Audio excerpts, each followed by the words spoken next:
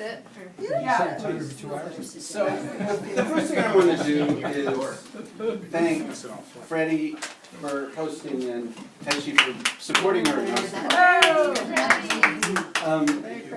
when Freddie offers to make a party, you don't have to think about food again because you know it'll be plentiful and elegant.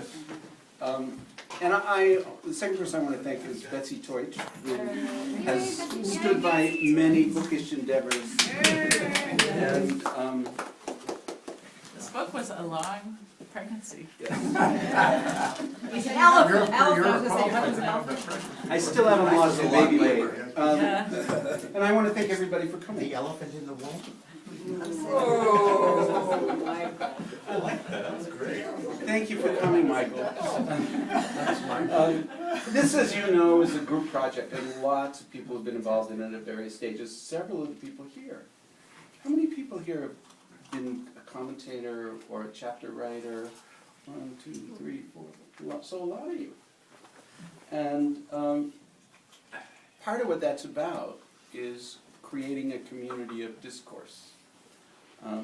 The task, I think, of trying to make Jewish tradition really live, in part is about how do we create a conversation that has continuity not only with the past, but with the living community today. And I think part of what's wonderful about the aspirations of the Reconstructionist movement is its commitment to trying to vivify that conversation.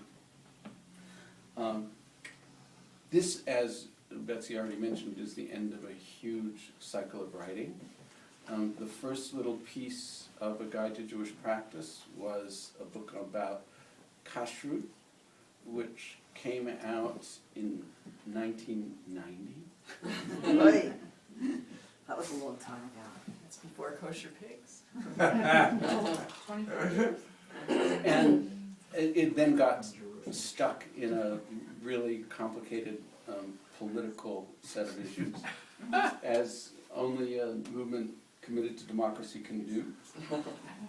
And so really it got going in earnest when I left the presidency of the college, which was 2002. So even if you count from then, it's still a dozen years of pretty steady work, not just on my part, but on the part of commentators who got, several sections a year, and writers who did chapters.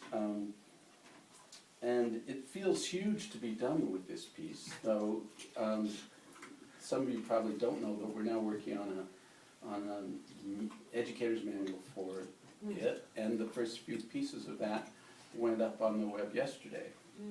Nathan Weiner is our student, is doing a lot of the writing for that.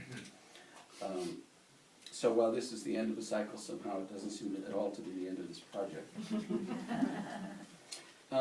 But what underlies it for me is actually a series of thoughts that I had around the time I first went to work for the movement in 1980, which was about the bizarre gap between what Reconstructionists said they were committed to in terms of Judaism as a civilization, and what actually went on in most of our congregations, where there were life cycle things and there were Shabbat things, but many of the questions of everyday living, which are essential to what it means if you say we're a civilization, just simply were absent from the discourse. So it seemed to me then that if we really want to talk about Judaism as a way of life, that we needed to actually speak to all those other parts of people's lives. And I was determined to think about that and do it, and then I got distracted by the Prayer Book Project, and I got distracted by my own graduate work, and by teaching at college, and so on and so forth. So it took me a while to get to it, but it really feels to me in a certain way that this is the finish of the project that is the heart of what I've always wanted to be doing. Because one of the things that we don't talk about very much, but which I think is really true on a profound level, is that the interaction between the Jewish community and the Jewish individual is such that you can't really significantly talk about a Jewish individual separate from community, and you can't really talk about a living Jewish community without individuals living substantial and serious Jewish lives.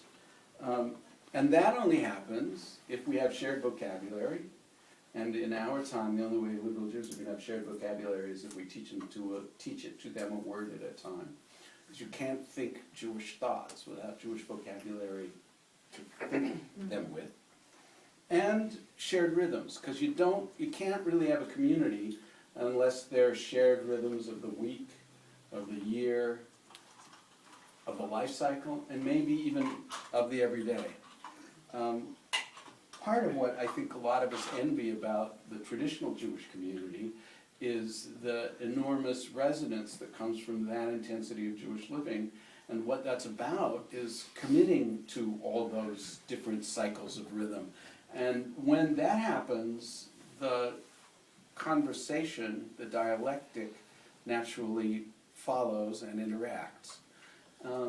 So this project is really about exploring the question, can liberal Jews, with our values and our refusal to be dictated to about what exactly we ought to do, create that kind of dialogue and create that kind of community? And to the degree that this book gets taken seriously, I think the answer, at least in the small circles in which we move, will be yes. So we'll find out over time. Somebody asked me what's the time frame, and I said,